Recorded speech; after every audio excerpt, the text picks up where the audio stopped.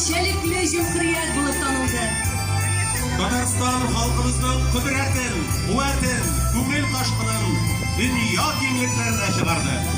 Татарстанның иң зур байлыгы аның талантлары. Бүгенге бәйрәмгә дөньяның төрле тарафларыннан милләтебезнең иң алдынгы, көчле рухлы, кыю, талантлы шәхесләре бергә җыелды. Кадерле дуслар, хөрмәтле кунаклар, хәзер без шушы минутларда сезнең белән ТСР 100 еллыгы уңаеннан оештырылган Уйнагыз гармуннар фестивалендә катнашабыз.